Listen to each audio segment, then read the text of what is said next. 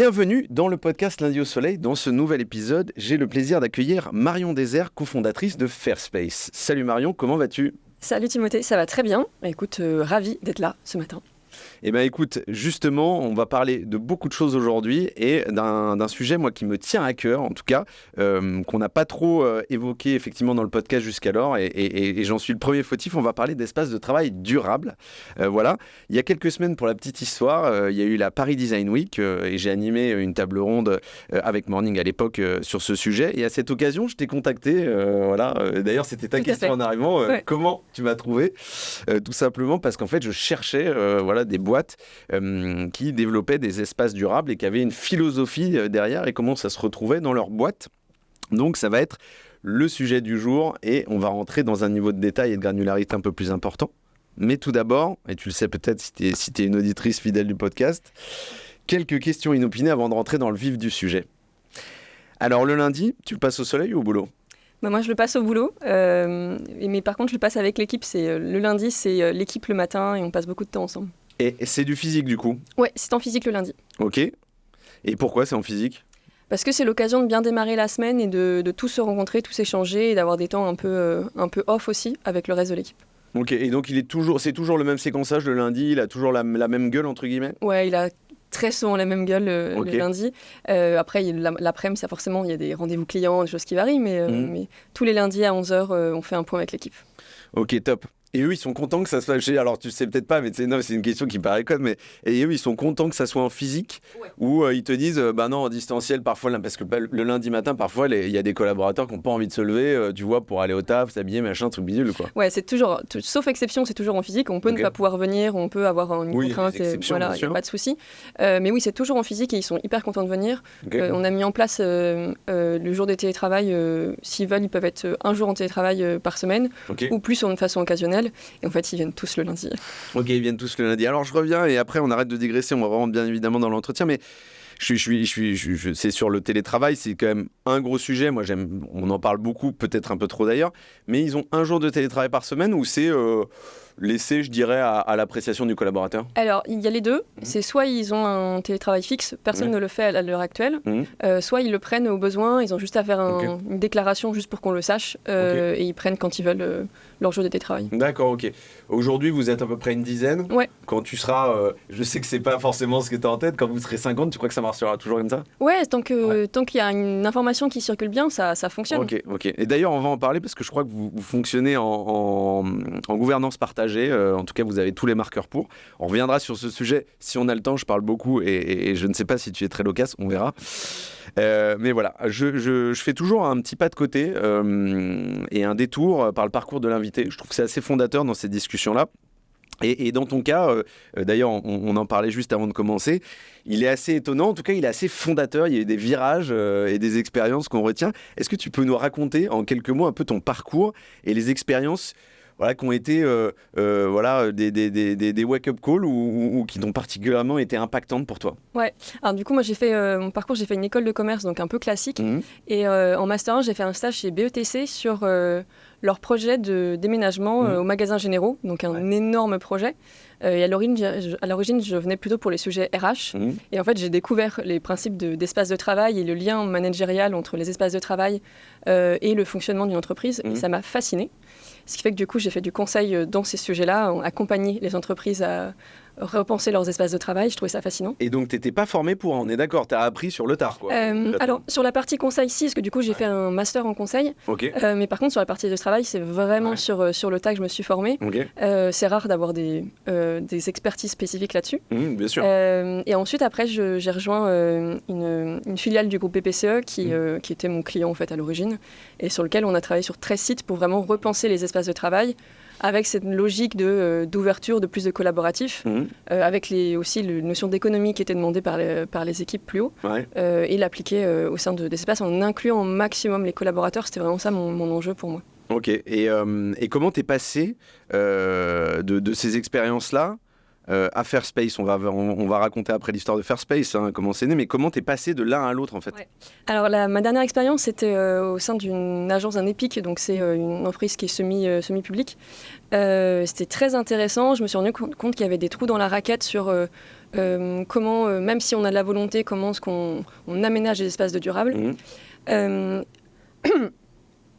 Et donc du coup, donc il y avait ce point-là, et en même temps, en parallèle, j'avais un peu de temps pour m'occuper. Ouais. Je me suis rendu compte que le poste était là. Exactement. C'était juste la période du Covid, et donc toutes mes activités sont tombées à l'arrêt. Ouais. Donc quand on a 10% de son cerveau qui est occupé sur ses activités habituelles, ouais. On a 90% du temps où on réfléchit à autre chose. Et donc c'est là que je me suis lancée. Sachant que particularité, je n'ai jamais, mais absolument jamais rêvé d'être entrepreneur. Donc moi, ma plus grande difficulté, c'est de se dire, ok, je saute dans le vide, et c'est un vrai vide, parce que je ne sais pas ce que ça va donner. Tu dis, je suis sans filet, je vais me gourer, je vais faire des conneries, etc. Mais c'est pas grave. Exactement. Le seul filet que j'ai pris, c'est de se dire, ok, je peux y aller toute seule. Par contre, je veux pas que ça impacte ma vie autour, et surtout mon entourage. Donc j'ai réussi à avoir le chômage. C'était mon seul objectif, en disant, pendant 2 ans, je vais pas trop impacter les gens autour de moi, je vais pas dépendre des autres. Ouais. Sinon, 2 ans, je tente, et sinon, tant pis, échec, quoi. Ouais, tu t'es dit, c'est le bon moment, et puis si ça foire, ça foire, et puis si ça marche, très bien, je me démerderai. Il y a un peu comme, alors c'est pas le job de BETC, mais tu t'es dit, pareil, je connais pas grand-chose à l'entrepreneuriat, alors est-ce qu'il faut connaître quelque chose pour s'y lancer, mais tu t'es dit, voilà, je vais apprendre aussi, et probablement je vais faire des erreurs, mais pas de sujet. Donc il y avait ça, le côté, je me back sur la partie financière qui est quand même assez importante. Bien sûr. Et deuxième point, je me fais accompagner. Ça, je l'ai compris très vite. Je suis pas une experte, j'ai jamais réalisé d'entrepreneur, donc faisons-nous accompagner pour pouvoir être sûr de ne pas faire les plus grosses conneries et d'éviter les erreurs là-dessus. Puis je suis convaincue que le collectif, ça nous aide, ça nous apporte, donc c'est là-dessus qu'on y est arrivé. Top, on va rentrer dans le dur dans 2 minutes. J'ai encore une dernière question, moi, qui me tenait à cœur. Entre guillemets, tu es animatrice de la fresque de l'économie circulaire. C'est quelque chose que tu fais depuis longtemps ? Non, pas depuis longtemps. C'est à peu près en même temps que j'ai lancé l'entrepreneuriat. Ouais. J'ai rencontré Anne-France, qui est en plus une personne de mon école, qui a lancé ça d'ailleurs pendant le Covid. Je trouvais que l'idée était vraiment intéressante et qui était concrète. Et c'est ça qui m'intéressait dans cette fresque, c'est qu'on aborde les sujets un peu épineux, mais on rentre aussi dans le concret à la fin, et donc on apporte des réponses aux personnes qui font cette fresque. Et je trouve ça hyper intéressant et facile d'approche. Quand on fait la fresque du climat, parfois on ressort, on est un peu dépité, et donc c'est intéressant d'enchaîner derrière. Tu me parles de quelque chose qui me... Alors c'est pas que j'aime pas critiquer en bon parisien, même si je suis pas né à Paris, j'aime bien critiquer, mais la fresque du climat, je pense que c'est un très bon... C'est essentiel. C'est essentiel, c'est bien pour s'éduquer, c'est très académique. Mais je reprends souvent cette expression, mais c'est si tu sors de la fresque, si tu veux écraser ton mégot de clope sur le trottoir, tu le fais. C'est pas assez engageant à mon sens. Voilà. En fait, il y a une prise de conscience, mais il n'y a pas les actions derrière. Ouais. Et ce qu'on retrouve dans la fresque de l'économie circulaire, c'était ça, c'est plutôt de se dire qu'est-ce qu'on peut faire au quotidien, en entreprise ou en particulier. Pas être culpabilisant, mais être engageant. Exactement. Ouais. Donc c'est ça qui m'a convaincu. Top. Bah écoute, moi je la connais assez peu. Je connais celle des 2 tonnes que j'aimais particulièrement, qui était un peu plus engageant que la fresque du climat. Voilà, je t'inviterai à découvrir la fresque de la marque employeur que j'ai lancée et qui aura, qui marche déjà pas mal, mais qui a une empreinte un peu plus RSE désormais. Bref, on en reparlera peut-être à un autre moment. Je reviens sur ton aventure entrepreneuriale. C'est pour ça que tu es là aujourd'hui, et c'est ça que j'ai envie de creuser avec toi. Comment est né Fairspace très concrètement ? Alors du coup, le trou dans la raquette initiale, c'est de se dire, on avait un espace de coworking interne qu'on voulait déployer au sein de Landra. Moi, j'avais du temps pour chercher les fournisseurs intéressants. Ouais. Mais par contre, derrière, il y a les achats et il y a les directions immobilières qui disent oui, mais non, on ne veut pas plus de 3 fournisseurs parce que ça coûte de l'argent d'avoir différents fournisseurs, ça prend du temps, etc. Donc là, on se dit, même si on a la capacité, on a les personnes qui existent et les produits qui existent qui sont engagés, c'est très difficile pour un client d'aller toutes les chercher parce que pour un espace unique qui était un petit espace de coworking, si je voulais le faire en 100% durable, il fallait presque 15 fournisseurs différents. Donc c'est vraiment ce trou dans la raquette-là que je voulais combler, c'est de se dire, ok, un seul interlocuteur pour faciliter l'accès du durable aux entreprises. Et donc ça, plus accompagné aussi des notions d'usage, qualité de vie au travail qui m'accompagne depuis le début. Bien sûr. Donc ça, c'était le point clé. Et ce qui est très drôle, c'est que j'ai croisé Florian sur la route. Moi, j'avais créé Fairspace en octobre. Et en février, je reçois un mail sur ma boîte, de quelqu'un que tu ne connais pas. Exactement, que je ne connais absolument pas, qui me dit hey, coucou, ton projet m'intéresse, j'ai un projet similaire, est-ce qu'on peut échanger quoi. Et donc on échange et on se rend compte que en fait, nos projets sont hyper compatibles. Parce que lui avait déjà avancé sur un projet aussi de son côté, exactement. Proche en tout cas dans la très philosophie. Proche. Dans la philosophie très proche. Et on se dit soit on est concurrents, soit on fusionne, ça peut quand même être très chouette. Et donc on s'est assuré que déjà on avait la même...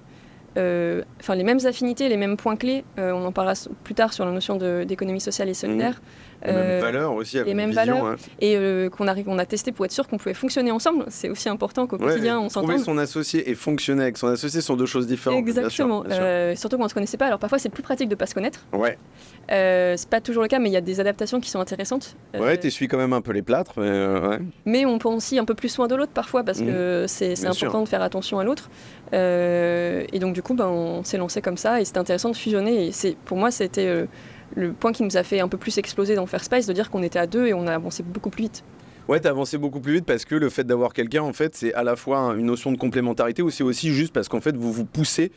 Tu vois, et cette notion de ping-pong, c'est une expression de vieux, mais ping-pong, en fait, elle est hyper vertueuse. Ouais, alors la notion de ping-pong, c'est vraiment primordial. Ça a vraiment été de se dire, ok, au lieu de me poser la question moi-même et de prendre 15 ans j'exagère, mais à réfléchir et à décider, tu poses la question, en fait, tu as déjà la réponse, mais en la posant à quelqu'un, il va te dire, oui. Tu vérifies, en fait, ton postulat de réponse. Quoi, et puis on est très complémentaires, donc ce que je n'aime pas faire, il aime bien le faire, donc c'est très bien. Ok, d'accord. Du coup, c'est quoi concrètement ton rôle chez Fairspace ?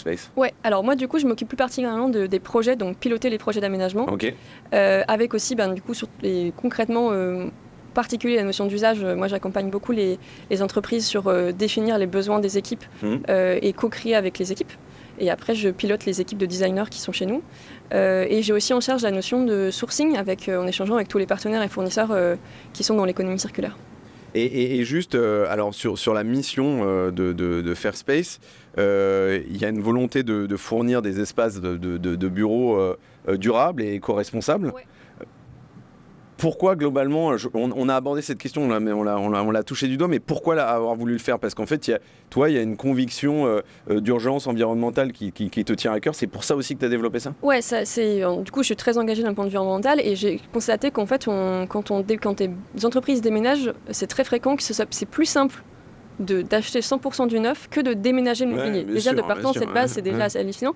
Et donc, du coup, il y a énormément de mobilier qui est actuellement jeté. On a seulement, c'était une stat de 2019, il y a 250 000 tonnes de mobilier de bureau qui est jeté chaque année. 96% est recyclé, n'est pas recyclé. 96% n'est pas recyclé par réemployé. Donc, c'est soit incinération, soit ça part en déchetterie pour être enfoui. Donc ce chiffre-là me faisait un peu réagir. Et en fait, on sait qu'on peut faire des choses. Moi, c'est Florian arrivé par la notion de déchets, moi je suis arrivée par la notion de solution en disant, en fait, il y a des choses qui existent. Allons-y, quoi. Et non, mais ça me rappelle une anecdote. Moi, j'aime bien les anecdotes, mais moi, je bossais avec un client luxe, fringues, tu vois, entre autres, horlogerie, etc., qui est dans Paris, qui est un acteur mondial. Et ils avaient refait les bureaux, franchement ça devait être il y a 7 ou 8 ans, peut-être un peu plus même, et c'était un mec de la boîte qui me racontait ça. Et grosso modo, le CEO arrive, il voit les nouveaux bureaux qui sont en plein Paris, tu vois, sur un boulevard assez connu, machin, une avenue assez connue. Et il arrive, il regarde, il dit non, c'est dégueulasse, vous me pétez tout. Et donc ils ont tout pété, et ils ont tout foutu à la benne. Et le mec me dit non, mais. Et il me disait c'était un peu pareil avec les ordis, tu vois. Alors je te dis ça à l'époque, je me souviens que ça avait. On était 2-3 ans plus tard, les mentalités commençaient à changer. Et du coup, c'était il y a quand même 5 ans aussi, là où ils commençaient à dire non, mais il faut qu'on fasse du recyclage, de l'upcycling, ce genre de choses, quoi. Et là, les collaborateurs sont aussi prêts à recevoir du mobilier reconditionné. Il y a 10 ans, un CEO qui achetait du mobilier reconditionné, il était considéré comme étant radin. Là, désormais, il est plutôt considéré comme OK, il fait attention à la planète. Il peut être aussi radin. Bien sûr. mais il y a cet aspect-là qui a un impact et qui, du coup, aussi, vu que les mentalités ont commencé à changer, parce que au quotidien, nous, on achète sur le Bon Coin. quand on est particulier, pourquoi est-ce qu'en entreprise, on ne pourrait pas aussi intégrer cette notion de reconditionner dans nos manières de faire, quoi. Alors, on reviendra sur ce point de reconditionner, parce que moi, j'ai une question plus comptable là-dessus, mais bon, bref. La question que j'ai, elle est très pratico-pratique, mais c'est aujourd'hui, quand tu as des clients qui viennent te voir, est-ce que ce sont nécessairement des clients qui ont un sujet, effectivement, une conviction profonde sur l'impact environnemental et viennent te voir en disant, en fait, nous, on veut le réduire et on sait que ça va avoir un impact coût, mais on est prêt à l'absorber, mais on veut quand même essayer de trouver le bon truc. Et donc, ton rôle, c'est aussi justement de trouver ce bon équilibre entre les deux, où il y en a qui te disent, en fait, on s'en fout du coup, nous, on veut avoir cette notion d'impact à la fois dans la partie immobilier et puis dans la philosophie de la boîte, c'est là aussi qu'on s'y retrouve. Et donc, le coût, c'est pas un sujet. Alors déjà, on a des clients qui viennent nous voir et qui ne sont pas forcément engagés de base et qui ne cherchent pas forcément à l'être, ça arrive. D'accord, ok. Mais par contre, on leur dit, en fait, pour le même coût de votre projet, nous, on peut le rendre engagé. Et là, ça parle, en fait. Okay. Il y a vraiment une notion de... faut pas juste que ça soit un espace qui soit durable, il faut qu'il soit beau, c'est vraiment primordial, pratique, et ça, c'est un point qui est très clé, et qui respecte le budget. Et en fait, nous, on arrive avec un coût équivalent, vu qu'on utilise du réemploi sur une grande partie de nos projets, on réduit les coûts sur la partie réemploi pour les remettre ailleurs, sur notamment des notions d'upcycling qui sont faites par des designers majoritairement, qui sont souvent un peu plus chers que des produits standards, mais qui sont sur des produits de designers à qualité et à coût équivalent. Donc du coup, on équilibre et on donne un peu plus d'âme d'ailleurs au lieu en faisant ça. Ok. Et alors, moi, il y a une expression que j'exècre par-dessus tout qui est les cordonniers sont les plus mal chaussés. Je ne sais pas si tu connais cette expression de vieux. Mais moi, j'ai découvert un peu rapidement vos bureaux sur les quelques photos. J'attends que vous en publiez plus, bien sûr. Et puis, je passerai les voir.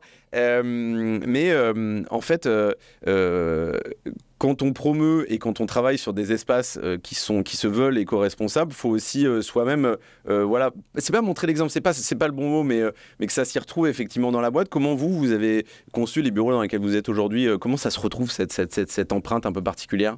L'avantage, c'est que nous, là, on a accès à tous nos fournisseurs, donc assez facilement. Par exemple, nos fauteuils, c'est la première chose qui est arrivée dans les bureaux avant les bureaux, c'est les fauteuils ergonomiques qui sont reconditionnés et qu'on a fait livrer en premier parce que pour le coup, nos bureaux, on les a fait sur mesure par une entreprise d'insertion à partir de bois de réemploi et aussi de métal de réemploi.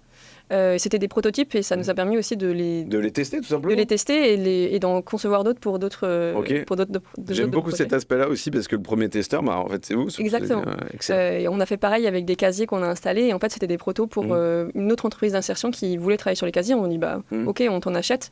Et comme ça, on voit ce qui fonctionne pas et on t'aide à les améliorer.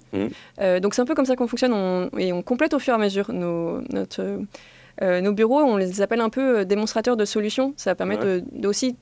donc c'est pas un vrai showroom dans le sens où c'est de taille modeste, mais ça nous permet de se rendre compte de qu'est-ce qui est possible et comment ça fonctionne concrètement, une chaise qui est faite à partir de plastique recyclé, comment on peut aménager un espace de réunion par exemple avec du mobile et réemploi sans que ça se voit aussi. C'est ça qui est un point clé, quoi.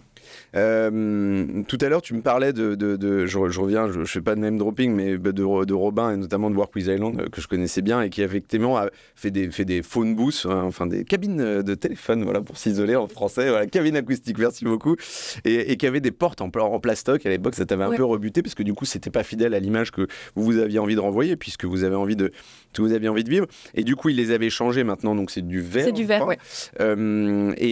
Et la question que j'ai envie de te poser, c'est en fait... il y a la notion d'éco-conception, mais il y a la notion de durabilité. Et en fait, est-ce que c'est à se tirer les cheveux, à s'arracher les cheveux, pardon, de se dire en fait, il faut qu'on trouve à la fois cette notion d'upcycling mais c'est des trucs qui vont devoir tenir dans le temps. Et est-ce que ça tient dans le temps en fait, tout simplement? Il y a cette notion de est-ce que ça tient dans le temps. Donc faut qu'on soit sûr des matériaux, des produits, etc. Et qu'on garantit ces produits-là. Et donc ça nécessite aussi une proximité avec les fabricants pour s'assurer que si jamais il y a le moindre problème, venez nous aider, venez voir, et ça les intéresse aussi. Et il y a cette notion donc nous, on a du reconditionné, de l'upcycling, mais on a aussi de l'éco-responsable. C'était important pour nous de dire à un client, on peut répondre à 100% de votre besoin. Il s'avère que tout n'existe pas en upcycling. Par exemple, justement, une cabine acoustique, ça n'existe pas à l'heure actuelle en upcycling. Pas encore. Ça existe parfois en réemploi à l'opportunité, mais la quantité n'est pas suffisante par rapport aux besoins. Et donc, on a aussi ouvert à l'éco-responsabilité de qualité pour que ça dure dans le temps, avec des matériaux biosourcés, recyclables. Et par exemple, la box dont tu parlais, on l'a refusée à l'origine parce que c'était du plastique. Et on dit, ça, c'est un no-go, parce qu'on sait qu'on peut faire autrement. Et on a des partenaires à qui on travaille, on leur dit oui sur une partie de la gamme de leurs produits, et non sur le reste parce qu'on estime que c'est pas suffisamment engagé pour nous. Et lorsqu'un client vient te voir aujourd'hui, toi, tu as tes prestats qui sont vachement balisés, etc. Est-ce que tu continues à enrichir justement ton pool de partenaires, je dirais, en disant, en fait, tiens, il y a quelqu'un qui vient de créer un truc de ouf et tout machin, ça c'est une bonne idée. Ou alors, même tu te dis, il y a un client qui vient te voir avec un besoin un peu particulier, tu te dis, ok, là de toute façon, on n'a pas ça autour de nous, faut aller chercher. En fait, c'est les deux. C'est dans les deux cas, c'est à l'opportunité. Moi, c'est la partie qui me fascine d'aller voir les partenaires et voir ce qui se crée de plus en plus. Il faut juste derrière, en effet, s'assurer que c'est pertinent sur le long terme. Que c'est pas juste on a décidé de recycler alors qu'il y a peut-être d'autres manières de recycler ce matériau initial, par exemple. Maintenant, on vient aussi vers nous et ça veut dire que on commence à avoir une visibilité sur ce sujet.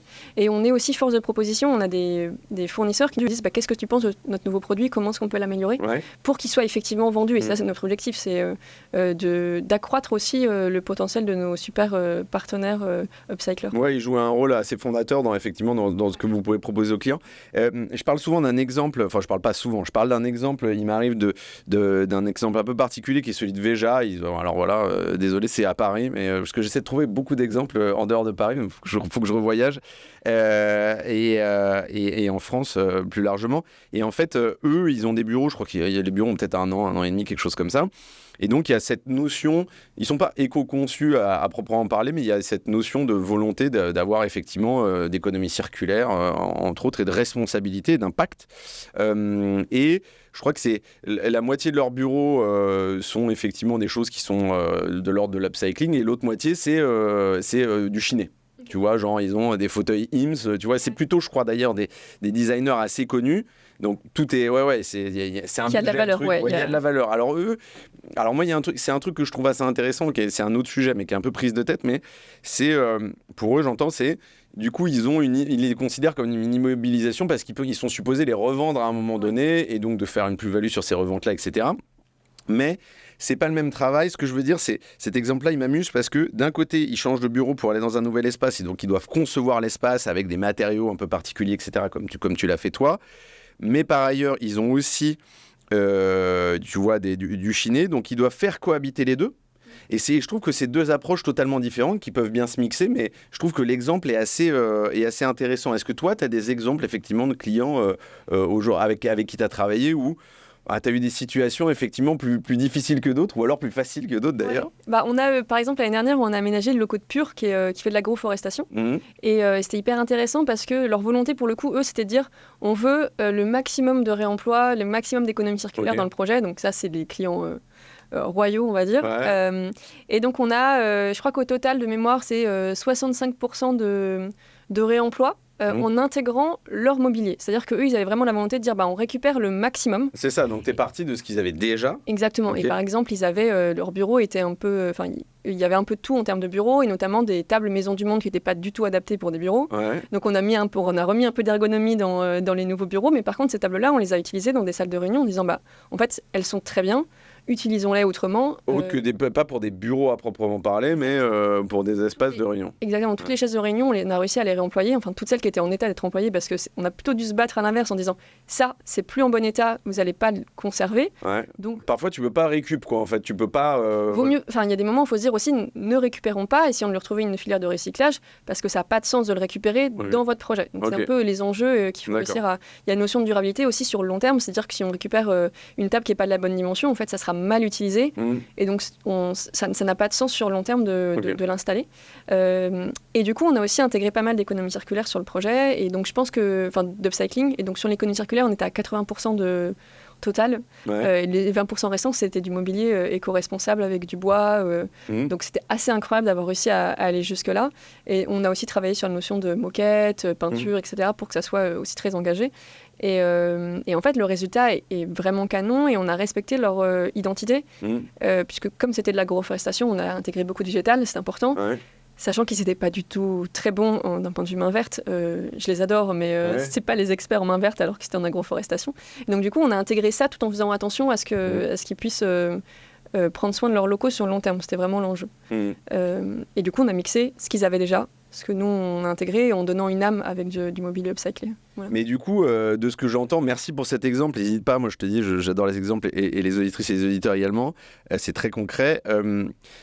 Il y a une notion, alors bien évidemment il y a une notion d'accompagnement, mais il y a une notion d'éclairer en fait les clients, c'est-à-dire les onboarder sur qu'est-ce que ça a concrètement comme engagement de se dire bon bah je pars effectivement sur un projet comme ça, qu'est-ce que ça a comme trait sous-jacent, comment ça doit se matérialiser, etc. Enfin c'est très l'explication de la démarche derrière, elle est assez forte pour les clients. C'est assez fort. Il y a deux notions qu'on essaye d'expliquer. C'est de se dire, en fait, si on fait du durable, on ne va pas forcément avoir de différence d'impact sur le beau ou sur l'ergonomie. Et au contraire, on va aller plus loin sur l'ergonomie que ce que vous avez déjà. Souvent, quand on travaille avec des startups ou des PME, parfois, ils ne se rendent pas forcément compte que leurs bureaux actuels ne sont pas très ergonomiques. Ouais. Et donc, on les aide à rendre ça plus fonctionnel pour que les gens... aient envie de revenir au bureau, non pas seulement parce que c'est beau, parce que c'est agréable et qu'on voit ses collègues, mais aussi parce que c'est confortable et c'est adapté, on n'a pas mal au dos. Après le Covid, beaucoup de gens se sont rendus compte que c'est important d'avoir un bon fauteuil ergonomique. Bien sûr. Donc ça, c'est sur la partie vraiment plutôt conditions de travail. Et sur la partie durabilité, on leur explique qu'en fait, on ne va pas avoir d'impact sur la partie garantie, ça dure aussi longtemps, et en même temps, on raconte une histoire, ça qui est assez incroyable. Je prends par exemple, on a aménagé un restaurant d'entreprise, la quasi-totalité des plateaux de table, c'est du volant de badminton. Ok. Et en fait, on travaille sur les 5 sens en règle générale, et quand on le peut. Et par exemple, la matière est différente au toucher que du bois ou que du plastique. C'est légèrement granuleux, ça ne l'est pas trop parce qu'il faut quand même que c'est facile à nettoyer. Mais c'est légèrement granuleux et ça intrigue en fait. Et c'est intéressant de se dire que quand on s'installe la première fois, on se pose des questions, on se demande qu'est-ce que c'est une matière qui est assez chouette, le texture est différente. À la fois les clients, mais les utilisateurs, les collaborateurs, ils disent ok. Et du coup, on crée une âme au lieu en mettant des matériaux qui sont un peu innovants, et on raconte aussi, on explique. C'est notre rôle aussi d'expliquer ce que c'est pour qu'on puisse le comprendre. Et ça facilite l'appropriation auprès des collaborateurs aussi. Il y a une notion effectivement de se dire ok, je comprends la démarche, je comprends le projet. Ouais, c'est hyper important, et du coup, nous on propose ce qu'on appelait un kit de communication, mais d'expliquer. De raconter. En fait, tu interviens sur place ou tu leur donnes les verbatims pour l'expliquer aux collaborateurs. Ça passe par un petit QR code dans l'espace où en fait on scanne et on découvre que sa table est faite à partir de bois de réemploi ou de menuiserie de fenêtres par exemple. On se dit mais c'est chouette, c'est de la marqueterie. Non, c'est pas de la marqueterie, c'est du bois qui a été récupéré auprès d'une déchetterie, qui a été remis en état. Enfin, toutes ces choses-là qui sont assez passionnantes. Et du coup, on apprécie encore plus ces lieux quand on sait quelle histoire on a derrière. Et c'est ça que j'aime bien raconter. En fait, j'ai l'impression que mon métier, c'est de raconter des histoires et de mettre en avant nos upcyclers. Merci beaucoup pour cette réponse. Du coup, la question suivante est liée en fait à ta réponse. C'est à travers ce travail-là, est-ce qu'il y a une volonté, c'est une double question, tu vois, je les aime bien, celles-ci, elles sont un peu cocasses. Est-ce qu'il y a une volonté, de sensibiliser également les collaborateurs et le collectif sur ces problématiques environnementales, et 2, par cette démarche-là, comment tu le fais, mis à part le kit de com que tu évoquais là? Ouais, en effet, ça fait partie de nos axes profonds. C'est vraiment l'une des premières volontés, c'est aussi de sensibiliser les utilisateurs, les utilisateurs au sens large, ça peut être les collaborateurs, les visiteurs, c'est vraiment très large. Et de se dire, ok, ça, on a réussi à le faire ça sur l'aménagement, c'est assez simple, ça demande un peu d'effort, mais en fait, c'est faisable. Pourquoi on ne le ferait pas sur le reste de nos espaces, sur le reste de nos activités aussi au sein de l'entreprise, parce que chacun au sein de l'entreprise peut travailler sur une manière plus viable sur le long terme d'un point de vue environnemental ou social aussi, également, c'est important. Alors, on reviendra sur cette notion d'impact, effectivement, sur le reste de la boîte, je pense que c'est important, de mesure, pardon. Après, tu as vu, toi, d'expérience, elle est un peu piège, cette question, pardon, mais est-ce que tu as déjà vu des clients qui se sont dit, ça a été un peu un wake-up call, où ils se sont dit, putain, mais en fait, si on a fait les bureaux, on est capable de faire d'autres trucs derrière. Et du coup, en tout cas, ça les a aidés à se poser des questions sur le global. Est-ce que c'est quelque chose qui est genre finalement assez marginal, ou c'est quelque chose qui a plutôt tendance à s'accélérer? Alors, c'est difficile d'avoir on n'a pas forcément toutes les informations sur ça, mais on sent bien en effet que que nos clients, quand on revient les voir, on se dit « Ah, c'est vraiment cool ce que vous avez fait, les gens sont contents, ils sont contents que ça soit durable, donc ça fait réfléchir. » Et donc, nous, on arrive à intervenir aussi sur des notions qui sont toujours autour de l'environnement de travail, sur notamment le café, de la partie végétalisation et la partie nettoyage des locaux. Parfois, on est force de proposition pour les aider là-dessus. Et donc, par exemple, arrêter les capsules dans les locaux et de se dire qu'on peut peut-être passer sur des machines en grains. Ce qui finalement fait pas partie de ton cœur de métier à proprement parler, mais qui fait partie du pourtour. Exactement, c'est un peu notre écosystème et c'est normal qu'on mette en avant des solutions qui sont un peu plus durables que d'autres pour qu'il y ait une connexion et que ce soit quand même corrélé avec nos espaces. Enfin, si derrière on a des espaces qui sont bien pensés mais qui vont en paradigme avec des actions qui sont faites dans l'entreprise, le collaborateur final ne va pas forcément comprendre la logique de l'entreprise. Bien sûr. Tu parlais de végétalisation. Moi, ça m'intéresse particulièrement. J'avais une boîte que j'adorais qui faisait de la végétalisation, mais c'était complexe en termes d'entretien. Bref, je reviens sur une question qui est moins centrée sur l'éco-responsabilité et l'éco-conception, mais qu'est-ce que tu dénotes en termes de particularité de demande sur les bureaux? Est-ce qu'il y a des tendances qui se dégagent un peu où tu te dis, en fait, tu parlais tout à l'heure donc, de végétalisation, je ne sais pas, en termes de circulation, en termes de, tu vois, les bureaux bas, ce genre de choses, espaces détente, de café, machin. Est-ce qu'il y a des tendances où tu as la sensation qu'il y a des trucs qui se dégagent quand même? Ouais, les tendances principales, c'est de se dire, maintenant, il faut quand même que les lieux soient... Alors, il y a une notion d'un peu comme à la maison. Alors, moi, je fais attention à ce terme parce que comme à la maison, ça ne veut pas dire qu'il faut qu'on travaille en permanence sur des fauteuils comme son canapé, parce que là, il y a un problème d'ergonomie. Et puis, on se fait mal au dos. Je travaille dans un canapé toute la journée, donc au bureau ou chez moi. Donc, voilà, donc il y a cette notion-là qui est un peu particulière, mais de se dire, OK... mettons en place plein d'espaces pour que chacun y trouve son compte. Et donc, là, on travaille sur un projet actuellement où on a, pour des contraintes de dimension, on est obligé de mettre des petits bureaux. Par contre, on va permettre d'autres espaces pour aller s'isoler, se concentrer.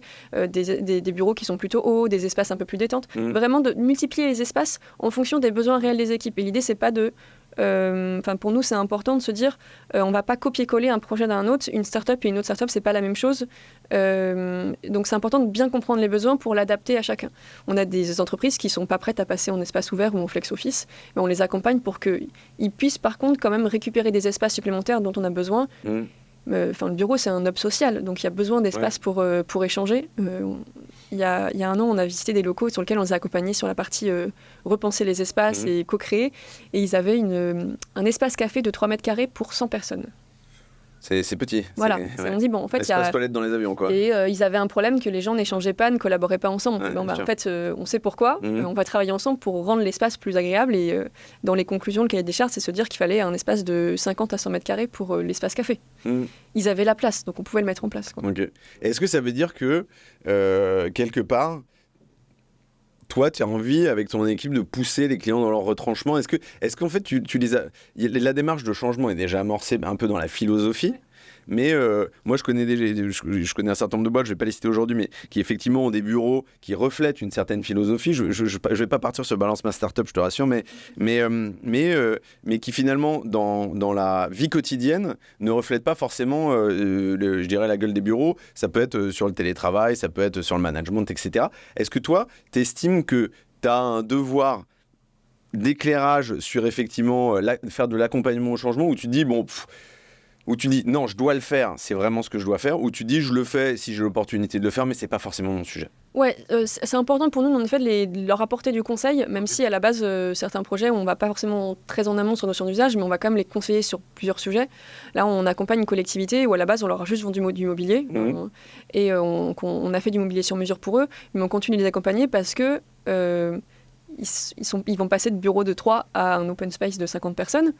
C'est un peu violent pour eux et on leur dit ok, quelle solution on peut vous aider à mettre en place pour que justement vous soyez prêts à faire ce genre de démarche. Oui, bien sûr. Et pour que les collaborateurs reviennent au bureau, parce qu'il y aurait un risque de télétravail à 100% ou que le bureau RH, tout le monde y toque en disant je veux plus de ces bureaux, quoi. Mais du coup, la question que j'ai, alors moi, on en parlait avant de commencer, hein. Moi, quand je fais des missions pour des clients, etc., moi, je squatte chez eux beaucoup. Alors, j'ai des bureaux, je précise, j'ai 3 bureaux, hein, voilà.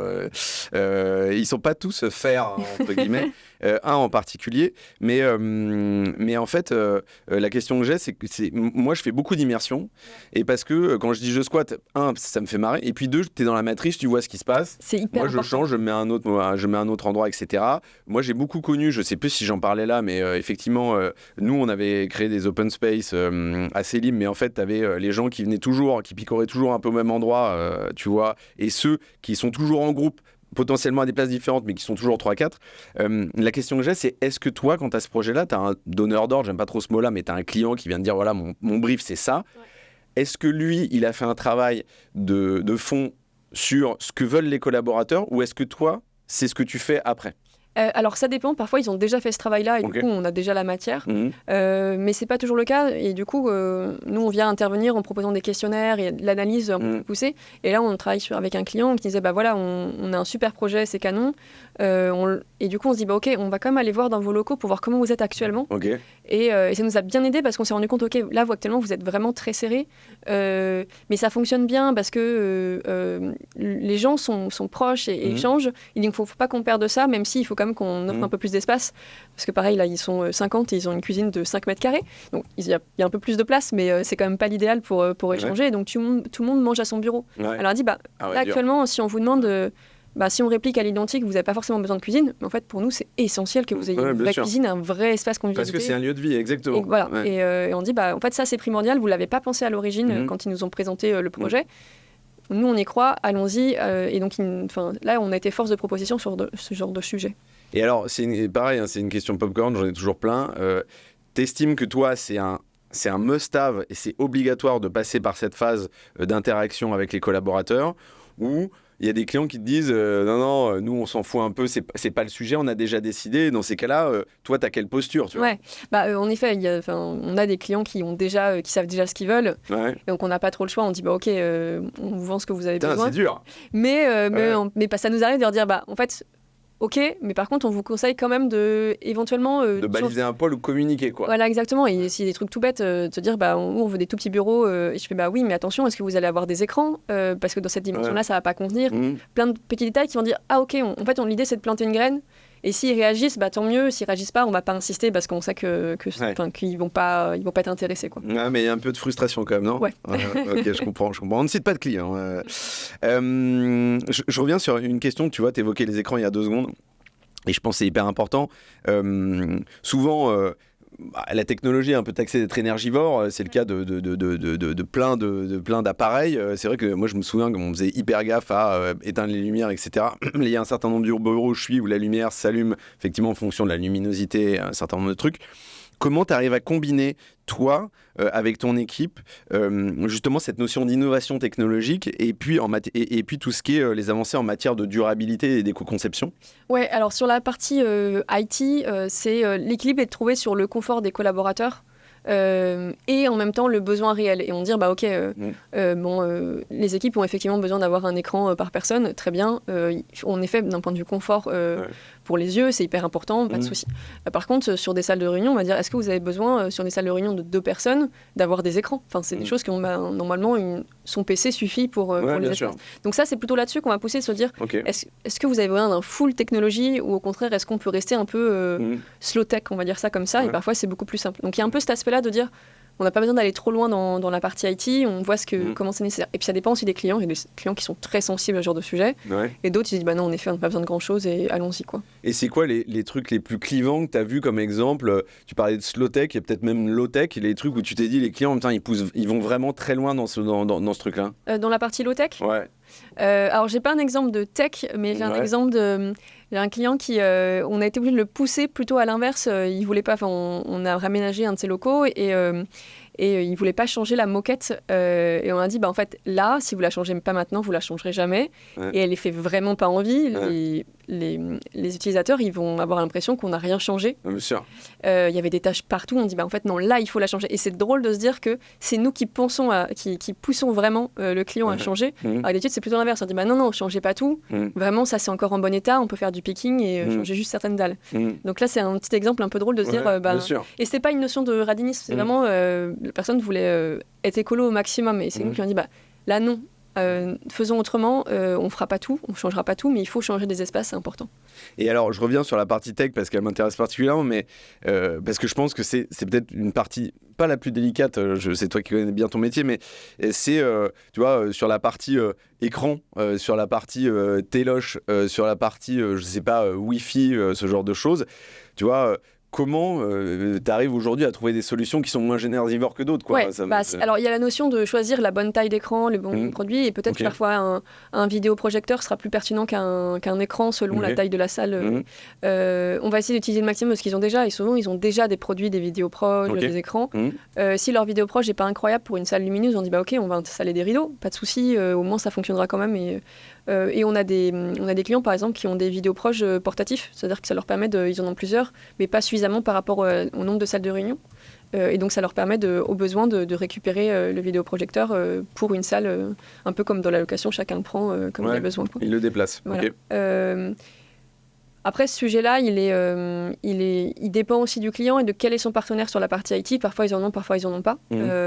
Sur la partie Wi-Fi, pour nous, c'est hyper important quand même d'avoir une bonne qualité Wi-Fi parce que là, c'est important pour y pouvoir bien... Bien sûr, là, tu parlais de confort de collaborateur, c'est presque le point d'entrée numéro 1. Exactement. Quand on a un client qui a une Wi-Fi qui fonctionne mal, nous, on le sait immédiatement, les collaborateurs, c'est le premier point qui remonte. Bien sûr. Donc ça, c'est majeur. Et en plus, d'autant plus que quand on a une bonne Wi-Fi, on n'utilise pas la 4G. Et donc c'est primordial parce que c'est mieux d'utiliser une Wi-Fi qu'une 4G pour les collaborateurs. Je reviens encore, je prolonge sur l'aspect technologique ou pas, mais sur en fait un sujet connexe. Tout ce qui est chauffage, lumière, vous intervenez aussi là-dessus? Alors, on va préconiser, mais on va genre plutôt... clim aussi, ce genre de sujet-là. Exactement, on travaille en lien avec les équipes travaux qui sont préconisées. Donc nous, parfois, on en préconise, mais le client a parfois déjà son équipe travaux. Et en effet, on va par exemple sur des espaces, on dit, là, vous êtes traversant, vous avez des fenêtres de chaque côté. Est-ce que c'est vraiment nécessaire de mettre en place la clim? Tout sujet, mais je prends par exemple, je retourne à l'exemple de BETC, dans les magasins généraux, ils n'avaient vraiment pas prévu à l'origine de mettre de la climatisation. Ils ont dit, on a déjà une quantité infinie de produits qui permettent de... J'ai oublié le terme... De ventilo? Merci, de ventilateur. Voilà. Non, pas de problème. De ventilateur. Et donc, du coup, chacun, quand ils avaient besoin d'utiliser un ventilateur, c'est toujours moins énergivore que la climatisation toute l'année, quoi. D'en avoir besoin ponctuellement, c'était intéressant, en parallèle des fenêtres. Et ils avaient fait une analyse sur la notion de consommation électrique. Et en fait, c'était véridique, ça faisait une économie... non, parce que t'as vu ma gueule, j'avais un doute. Je me suis dit, mais je pensais aussi à la notion de recyclage derrière. Et puis, les ventilos, c'est souvent du plastoc un peu merdique. Exactement, c'est ça la problématique, mais par contre en économie d'énergie, c'est assez conséquent, puisque du coup, sinon quand on climatise, généralement on climatise d'avril à octobre. Ça n'a aucun sens. Donc ça n'a aucun sens. Bien sûr. Puis il y a une notion aussi de température, peu de gens le savent, mais entre les femmes et les hommes, on n'a pas la même température de confort, et donc il faut choisir la bonne température. Oui, souvent ça peut être un sujet de discussion. Et donc ça c'est un principe féministe, mais la température actuelle des bureaux qui est plutôt autour de 21 degrés est plus adaptée aux hommes qu'aux femmes. Donc c'est pour ça que les femmes sont souvent un peu plus froides dans les bureaux et que ça se plaint. Mais si on changeait la température, ce seraient les hommes qui se plaigneraient. Donc c'est mieux de pas forcément mettre en place ce système de clim quand on le peut. Ou à l'inverse, de dire OK, vous mettez en place un système de climatisation, sensibilisez bien vos équipes pour qu'ils n'ouvrent pas les fenêtres.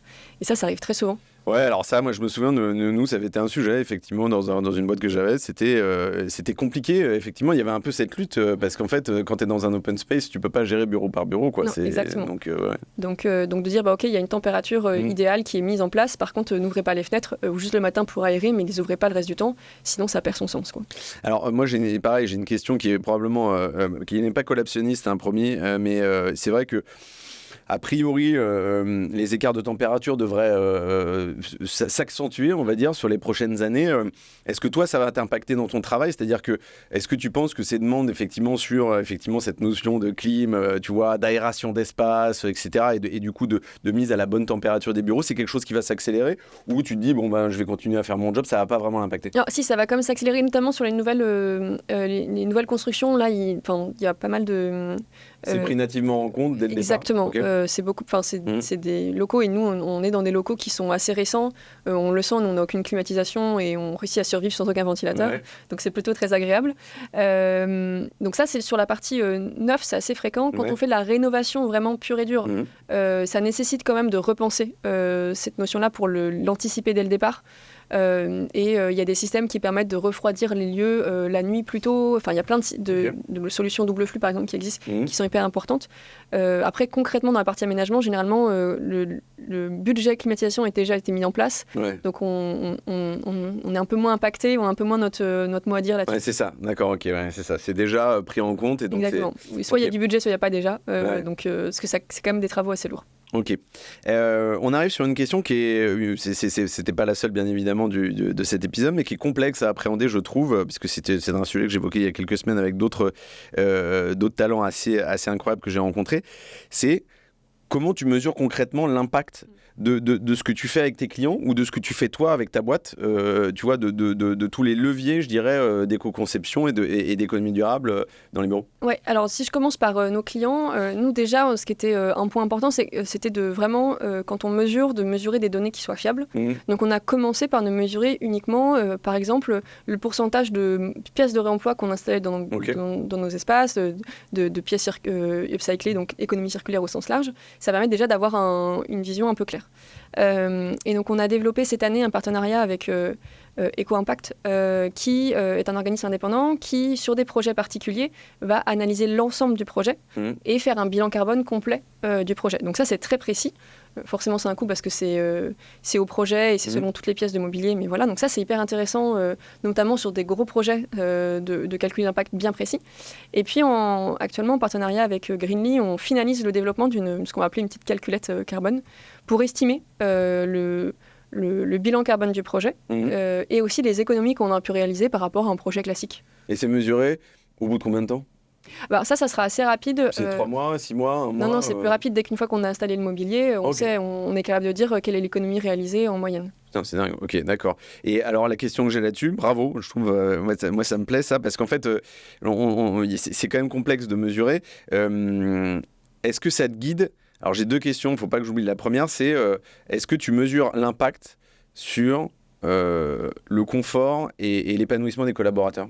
Alors ça, oui. En fait, quand on échange avec nos clients sur... on va récupérer les besoins des équipes avant de déménager pour connaître les réels besoins réels et aller un peu plus loin, approfondir. T'as un listing de desiderata, etc. Exactement, on a le avant et on sait s'ils se sentent bien dans leurs espaces. Et en fait, on a la capacité de leur faire le après. Et c'est hyper intéressant parce qu'on récupère aussi les données de qu'est-ce qui ne va pas encore et qu'est-ce qu'on peut améliorer. Les petits quick wins qu'on peut faire mieux, qui n'avaient pas été anticipés parce que les équipes ont adapté leur manière de fonctionner. Et donc, il y a des petits trucs qui manquent encore. Alors, souvent, j'ai la deuxième question que je me garde sous le coude, bien évidemment, je ne l'ai pas oublié, mais je rebondis sur ce que tu disais, qui est très intéressant, parce qu'en fait, souvent, quand tu changes de locaux et de lieux géographiques, tu as un peu de déperdition, la fidélisation s'érode un peu, quoi, pour diverses raisons d'ailleurs, parce que effectivement, nouvel espace peut-être un peu plus grand, qui dénote un peu de croissance, pas ton quartier aussi, donc tu n'as pas envie d'être là, etc.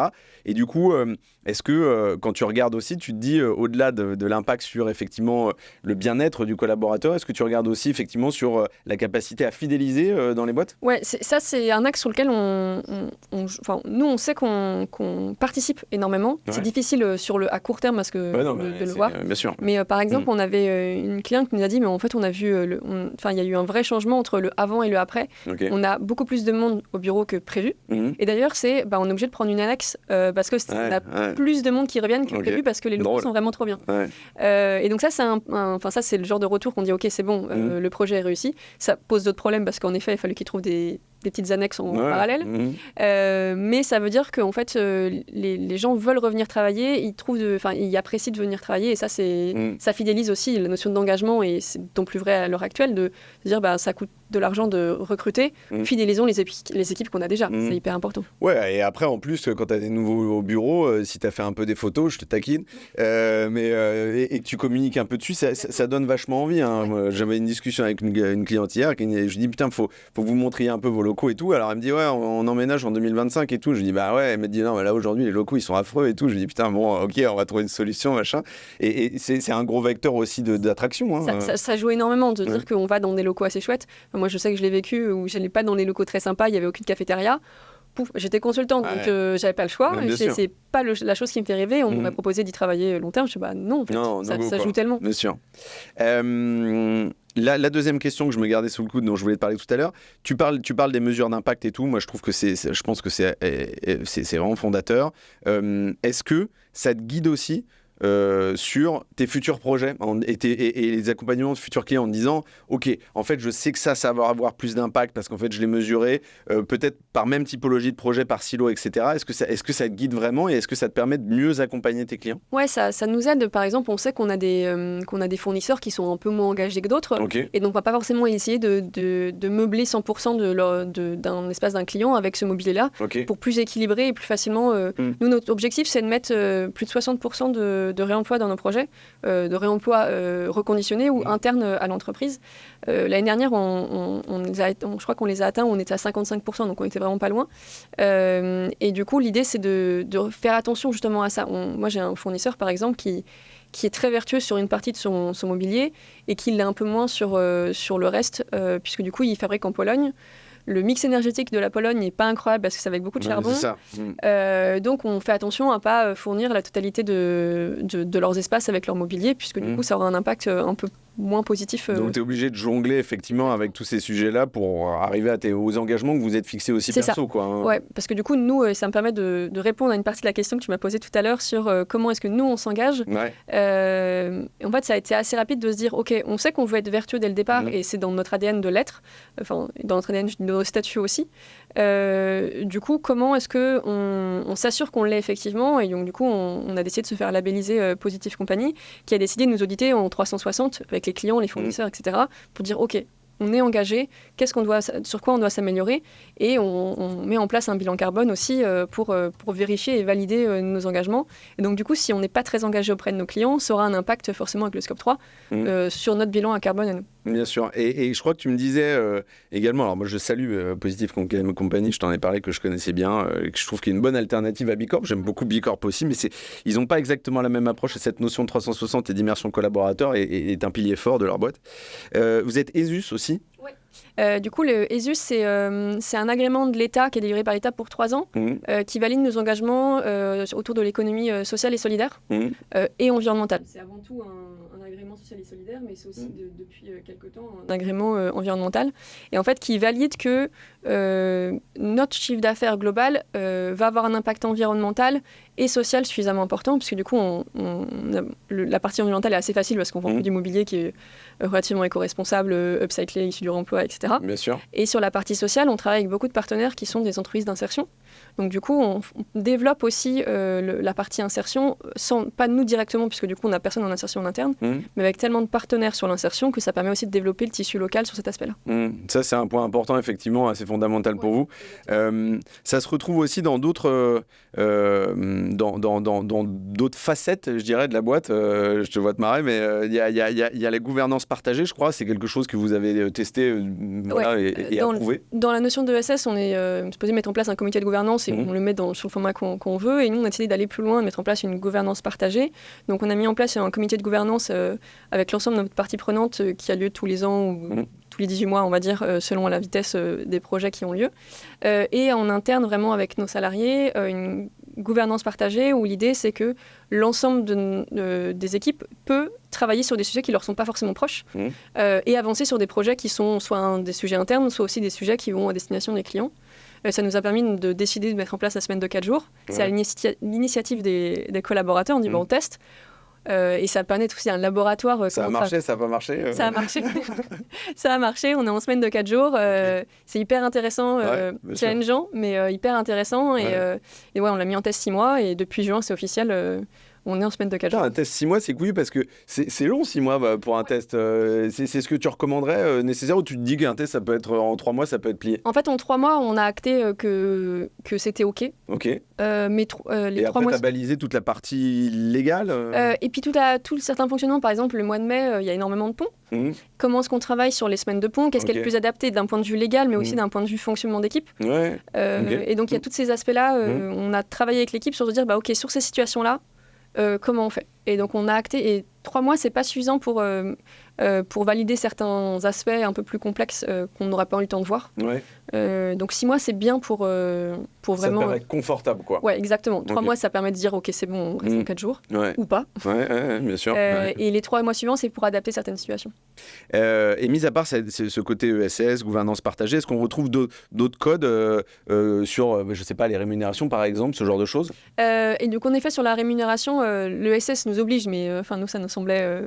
naturel, nous oblige sur la notion de salaire à pas avoir... alors, de mémoire, je ne veux pas dire de bêtises, mais on est à x10 par rapport au SMIC au maximum. Quand on l'atteindra, on sera très ravis avec Florian. Et je ne suis pas sûre qu'on l'atteigne un jour, mais ce n'est pas l'objectif d'ailleurs, mais voilà, c'est quand même... Il y a de la marge. Et également, x7 entre le plus bas et le plus haut salaire dans l'entreprise. Ce qui, par ailleurs, paraît pas fou comme engagement, non, finalement. Exactement. C'est sans doute peut-être un peu plus compliqué sur des très grands groupes, mais sur des PME, en fait, c'est pas forcément déconnant.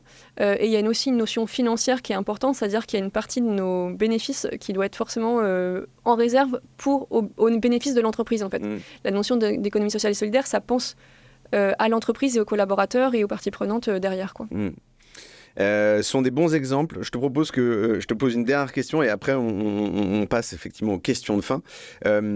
Quel conseil tu donnerais aujourd'hui, alors elle n'est pas évidente cette question, mais à des boîtes, des TPE, des PME, peut-être même des ET, des grands groupes, qui veulent adopter une approche plus durable, une approche plus responsable dans la conception de leurs locaux? Oui, alors il y a un premier point qui est essentiel, que l'on soit une petite boîte, une grande boîte, qu'on va faire un énorme déménagement, ou juste réaménager légèrement les locaux, c'est faire un état des lieux de ce qu'on a d'un point de vue très pratico-pratique mobilier, mais aussi de comment on travaille à l'heure actuelle. Donc état des lieux collaborateurs et mobilier. Et puis inventaire, ouais. Okay. Exactement. Ça, c'est hyper important et c'est primordial pour pouvoir aller vers la suite et pas forcément faire trop de bêtises derrière.